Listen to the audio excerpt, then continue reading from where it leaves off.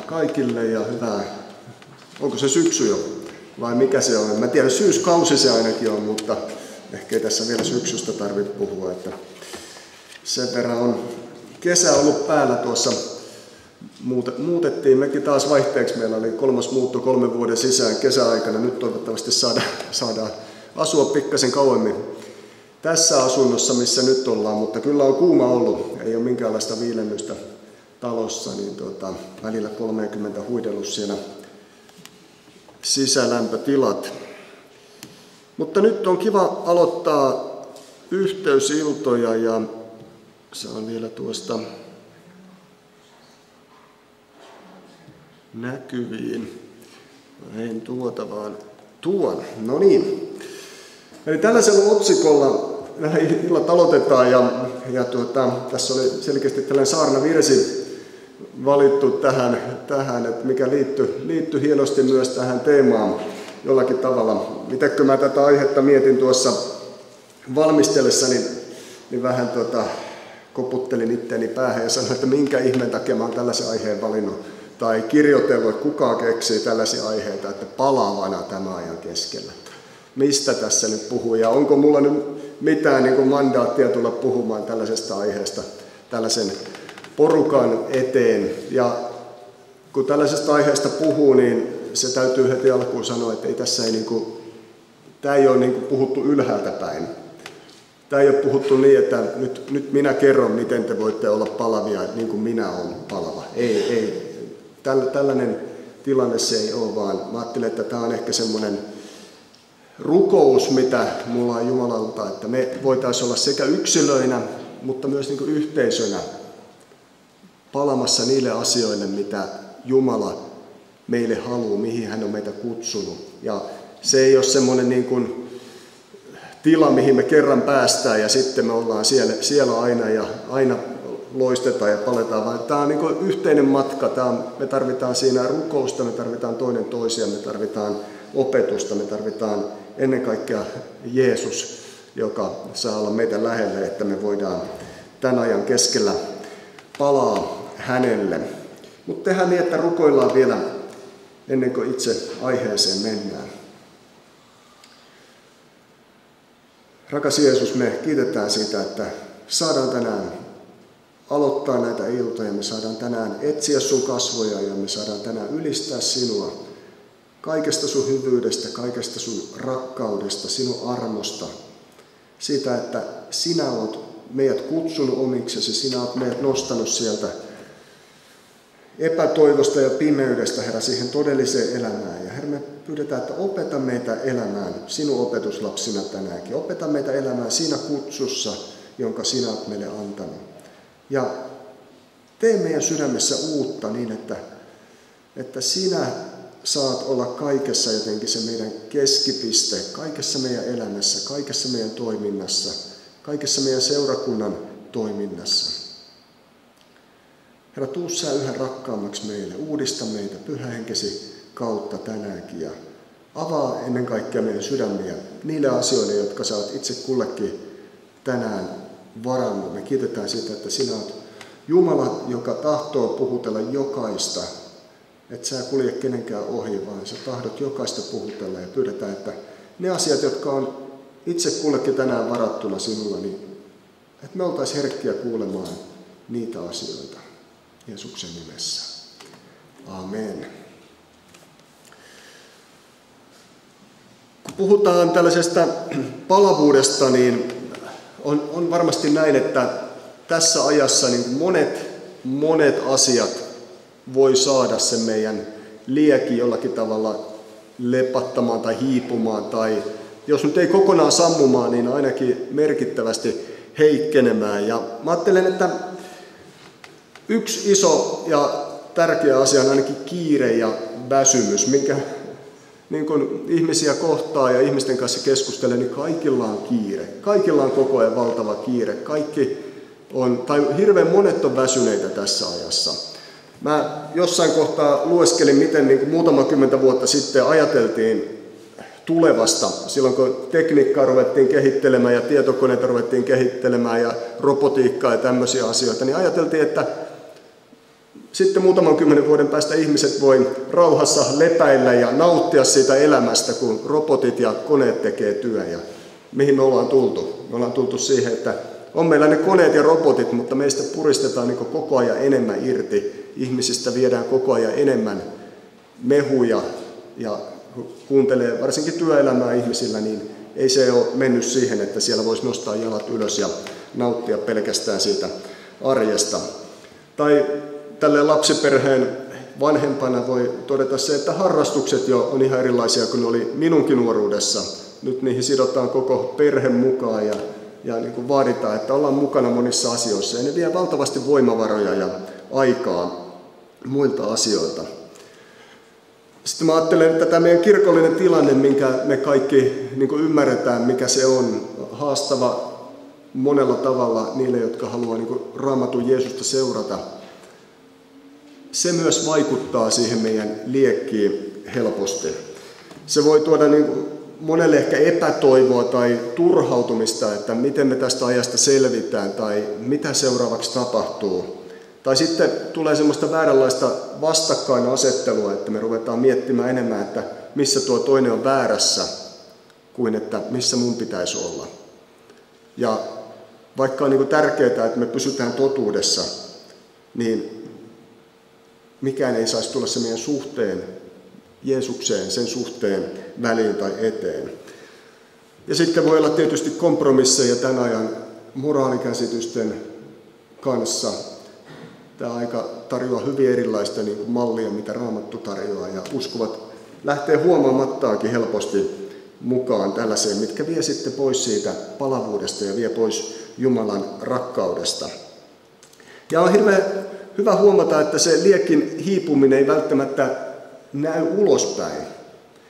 Kun toiset ihmiset katsoo sua ja ne katsoo, miten sä toimit, ne voi ajatella, että onpa tossa niin kuin tosi uskova ja palava uskova ja hieno uskova, että tollainen mäkin haluaisi olla.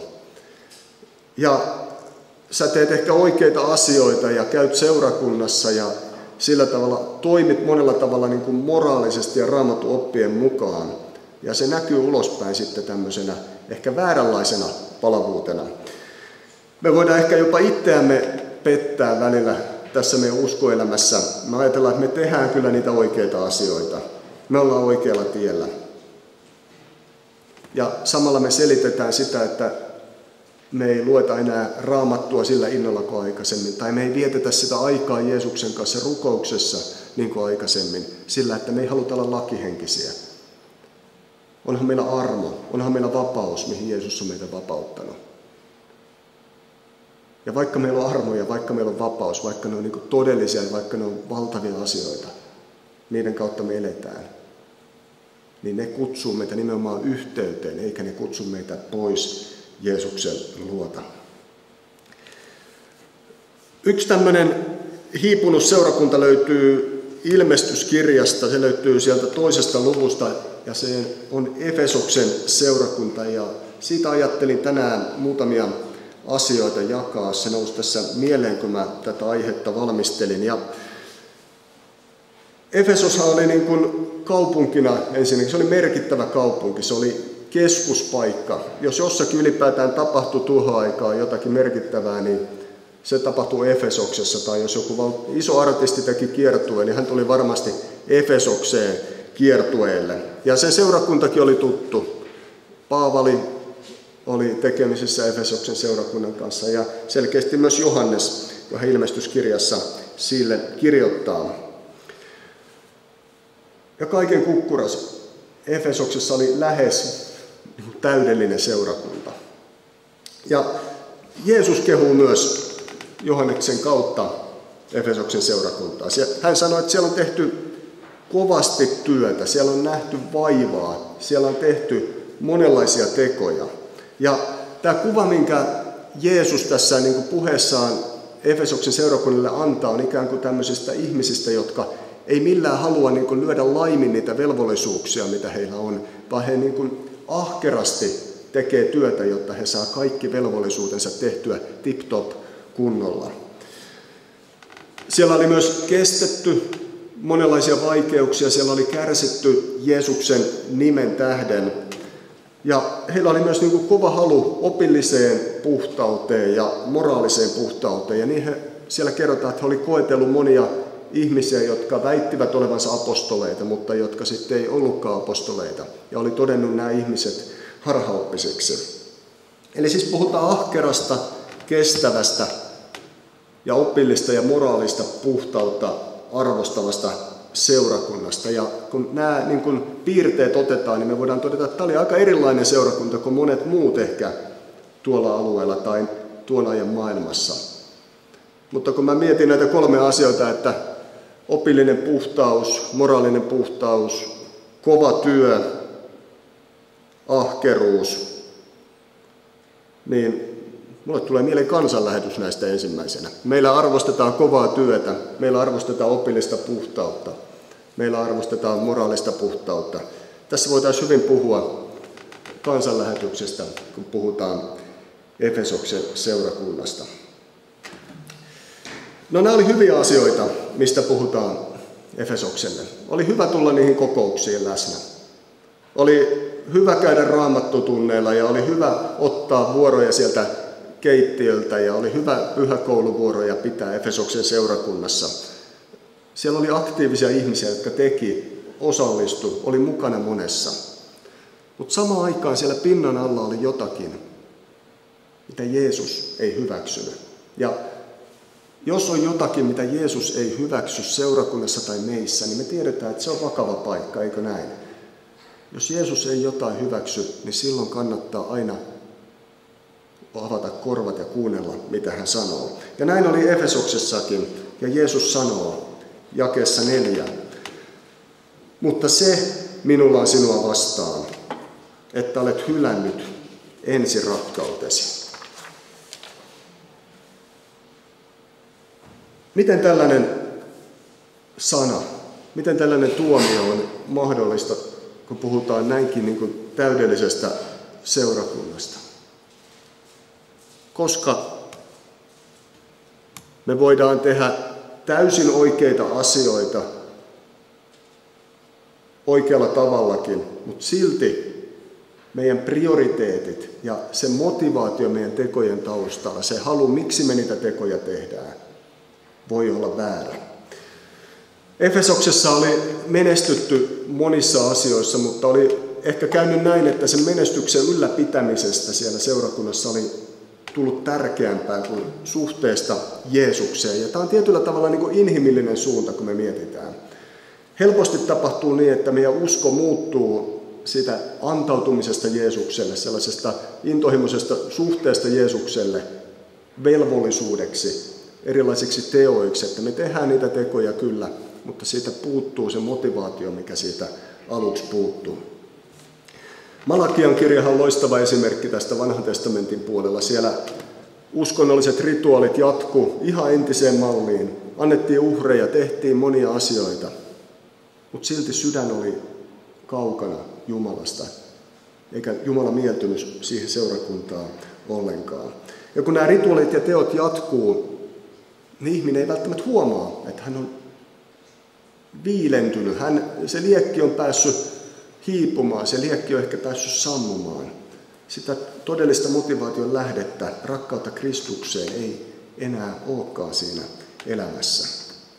Ja sen takia mä ajattelen, että on hyvä kysyä itseltään muutamia kysymyksiä aika ajoin. Ja näitä kysymyksiä voisi olla, että minkä takia mä palvelen seurakunnassa? Tai minkä takia mä annan omastani seurakuntaa? Minkä takia mä pyrin vastustamaan syntiä ja minkä takia mä pyrin vastustamaan kiusauksia mun elämässä? Mikä motivoi mua elämään sen mukaan, miten mä näen, että Raamattu kehottaa kristittyä elämään? Silloin kun liekki sammuu tai hiipuu, niin helposti me syytetään siitä Jumalaa. Niin kävi myös silloin Malakian aikaan, kun Jumala siellä alussa sanoo Malakian kautta sille kansalle, että minä olen rakastanut teitä, niin kansa kysyy, että miten niin sä oot rakastanut meitä, missä se sun rakkautesi muka näkyy? He ikään kuin lähti syyttämään Jumalaa. He sanoivat, että Jumala, sä et ole tehnyt riittävästi. Sä et ole vaikuttanut. niin kuin me ollaan tahdottu. Ja me voidaan syyttää, että miksi sä et ole sytyttänyt mua? Miksi mä oon tällainen hiipunut? Miksi mun usko näyttää tältä, kun se näyttää? Mutta kun meidän hengellinen tila riutuu tai hiipuu, niin syy ei ole koskaan silloin Jumalassa. Ehkä hän vastaa samoin kuin hän vastaa Jeremian kautta ihmisille, että mitä vääryyttä isänne minusta löysivät, kun he vetäytyivät minusta kauas ja lähtivät kulkemaan tyhjän perässä ja tulivat tyhjänpäiväisiksi. Niin mitä vääryyttä he löysivät? Ei hän löytänyt mitään vääryyttä Jumalasta.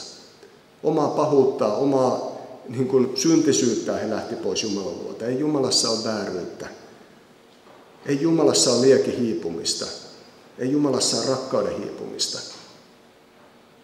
Mutta me ajaudutaan helposti kauemmas hänestä. Palavuus, se siis vaatii aina priorisoimista.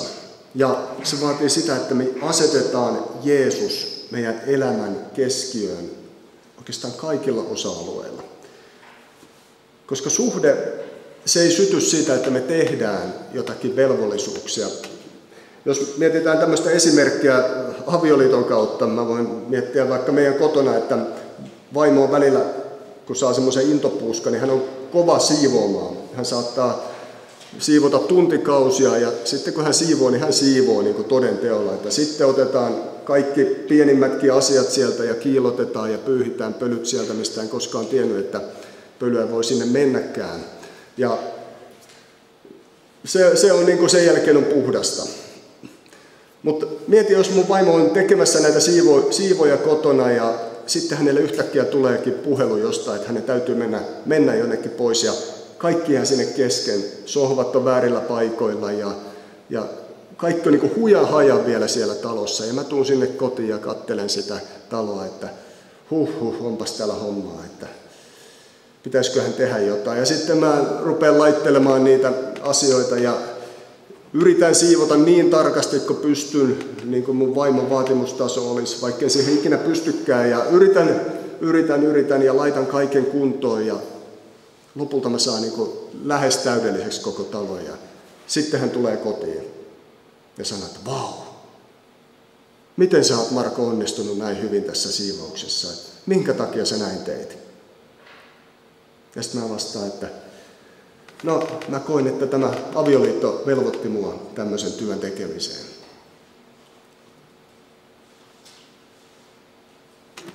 Minkälainen reaktio siitä tulisi? Tai jos mä sanoin, että hei, mä teen tämän sen takia, että mä rakastan sua. Mä haluan tehdä niitä asioita, mistä sä tiedät, tai mistä mä tiedän, että sä pidät, mistä sä ilahdut.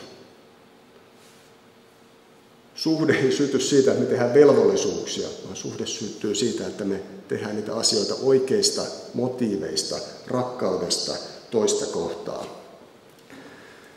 Mikäli uskoa ja seurakuntaa ei motivoi Jumalan rakkaus ja Jumalan rakastaminen, niin se ei täytä Jumalan tahtoa. Vaikka se olisi oikea oppinen, vaikka se tekisi kovaa töitä, vaikka se tekisi sinänsä oikeita asioita. Ja voit miettiä, että kuka haluaa kääntyä kristityksi, jos hänelle tarjotaan, että tuppa meidän seurakuntaan, käänny Jeesuksen omaksi, että saat kaupungin oikeaoppisimman seurakunnan itsellesi ja pääset hienoihin työtehtäviin, että meillä löytyy monenlaisia tehtäviä, että tuu nyt Jeesuksen omaksi. Ei kukaan lähde, mutta jos sä kerrot, että hei, tuu tonne meille, että mä koin siellä valtavan siunauksen, kun Jumala kosketti mua ja hän teki mun elämä uudeksi ja mä sain kaikki mun synnit anteeksi. Hän antoi mulle jotakin, mitä mä en ollut ikinä saanut mistään muualta. Mä rakastan häntä. Ehkä joku tulee, hän kokee, että mä haluan tuota samaa, mitä sä oot saanut. Ensimmäinen rakkaus, se ei ole ensi-ihastus, vaan se kuvaa nimenomaan prioriteetteja. Niin kuin Raamatussa sanotaan Markuksen evankeliumissa, että rakasta Herraa sinun Jumalasi kaikesta sydämestäsi ja kaikesta sielustasi ja kaikella ymmärrykselläsi ja kaikella voimallasi. Tämä on tärkein asia, jotta me voidaan elää palavana tämän ajan keskellä. Että Jeesus saa olla meidän rakkauden ydinkohde, hän saa olla meidän palvonnan ydinkohde. Ja meitä motivoi työhön oikea oppi, kaikkea mitä me tehdään, se, että hän on rakastanut meitä ja me voidaan nyt rakastaa häntä. Jos sä oot tänään siinä tilanteessa, että sun rakkaus kuitenkin on kylmennyt, sä tiedostat sen tai sä oot ehkä pidemmän aikaa jo se huomannut, niin Jeesus antaa kuitenkin Efesoksen seurakunnan kautta muutamia asioita, joiden kautta me voidaan palata siihen ensimmäiseen rakkauteen, jolla me voidaan palata siihen liekin palamiseen, mihin Jeesus meitä haluaa kutsua. Ja ensimmäinen asia, mistä hän sanoo seurakunnalle, on muista. Ja tämä voi olla aika mielenkiintoinen tapa aloittaa. Ei me ehkä ajateltaisi, että ensimmäinen asia, mitä meidän pitää tehdä, on muistaa jotakin. Mutta sille on tärkeä järkevä syy, että Jeesus aloittaa muistamisella. Koska meidän täytyy kääntää katse menneisiin asioihin, jotta me voidaan ymmärtää jotakin. Muistatko sä sen, kun Jumala on joskus aikanaan armossa on tullut sun luokse ensimmäistä kertaa, hän on uudesti synnyttänyt sun. Sä oot saanut kaikki sun synnit anteeksi, sä oot saanut uuden elämän, sä oot saanut vapauden. Sä oot saanut lähestyä Jumalaa tästä uudesta asemasta. Muistatko sä se ilon ja rauhan, minkä sä oot saanut silloin, kun Jeesus on tullut sun luokse? Ja sä oot saanut kohdata hänet tällä tavalla ekan kerran. Meillä voi olla monenlaisia kääntymiskokemuksia, mutta varmaan kaikkiin liittyy tietyllä tavalla se, että Jumalan rauha, Jumalan ilo ja se vapaus, mitä hän antaa, tulee meille. Ja riemu siitä, mitä Jeesus on tehnyt. Kiitollisuus Jeesuksen työstä meitä kohtaan. Millä tavalla sä odotit Jumalan toimivan silloin aluksi? Mikä motivoi sua silloin avaamaan Raamatun? Mikä motivoi sua tulemaan seurakuntaan? Mikä motivoi sua viettämään Jeesuksen kanssa aikaa rukouksessa? Jos mä mietin itseään, mä muistan kyllä, miten kun tultiin tilaisuuksiin, niin ei sinne menty velvollisuudesta, että nyt pitää mennä jonnekin, vaan aina oli odotus, että Jumala tekee jotain. Jumala koskettaa jollakin tavalla. Jumala oli hyvä tulla. Ja kaikki, jotka tuli yhteen siinä kohtaa, niin he tuli innolla sinne yhteen. Ei ollut semmoinen, että voi että, pitääkö tänäänkin lähteä sinne seurakuntaan, vaan se oli ilo. Se oli jotakin, mitä halusi tehdä, mikä motivoi meitä.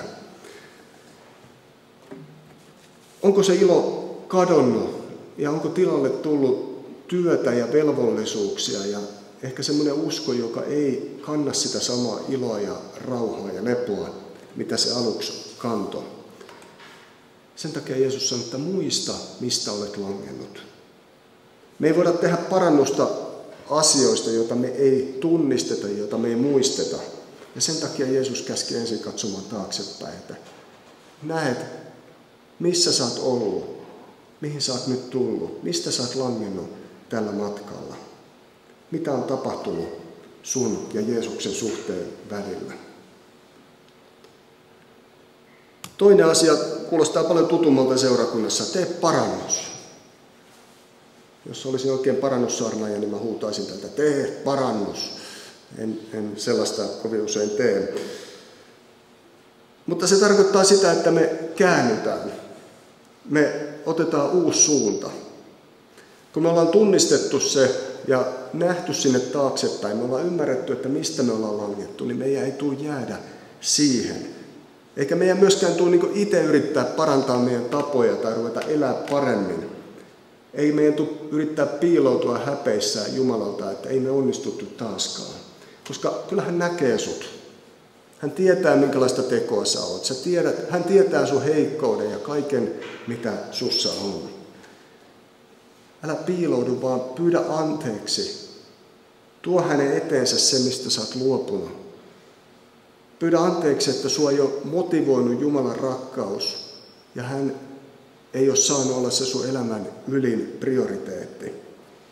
Pyydä häneltä armoa ja pyydä häneltä Pyhän Hengen voimaa uudistumiseen sun elämässä.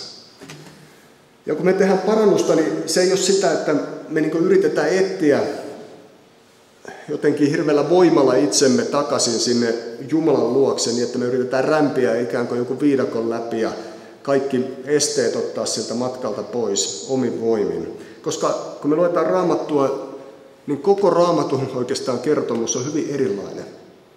Te muistatteko, ensimmäiset ihmiset, Eeva ja Aadam, teki syntiä, niin ei he mennyt Jumalan luokse, vaan Jumala tuli heidän luokseen. Jumala tuli ja kysyi, missä olet ihminen? Jumala oli se, joka ensimmäisen eläinuhrin antoi siinä, että he sai vaatteet itselleen. Jumala etsi heidät luokseen. Kun Pietari lankesi, niin Jeesus tuli rannalle ja otti hänet vastaan, otti hänet erilleen ja antoi hänelle taas se uuden kutsun ja uuden armon ja uuden alun siinä. Ja tämä on se Raamatun kertomus, että Jumala vetää sua rakkaudessaan puoleensa, koska hän haluaa sut lähelleen, hän haluaa sut siihen kutsuun, mihin hän on sut tarkoittanut. Hän haluaa täyttää sut rakkaudella häntä kohtaan. Ja tämä on suurin syy, minkä takia Jeesus myös puhuu Efesoksen seurakunnalle. Ei se, että he on tehnyt väärin ja hän syyttää heitä, vaan se, että hän haluaa vetää heidät lähelleen. Vetää heidät takaisin siihen suhteeseen, missä he on aikaisemmin ollut, että he joutuisi kauemmas hänestä. Jumala on ensin rakastanut meitä, että me voidaan nyt rakastaa Jumalaa. Hän on alusta alkaen vetänyt rakkaudessaan sua puoleensa.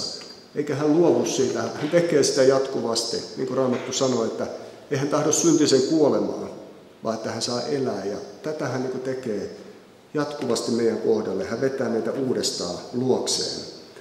Ja sen takia me saadaan rohkeasti tunnustaa se, että missä me ollaan kylmetty, missä me ollaan niin kuin luovuttu, missä me ollaan tehty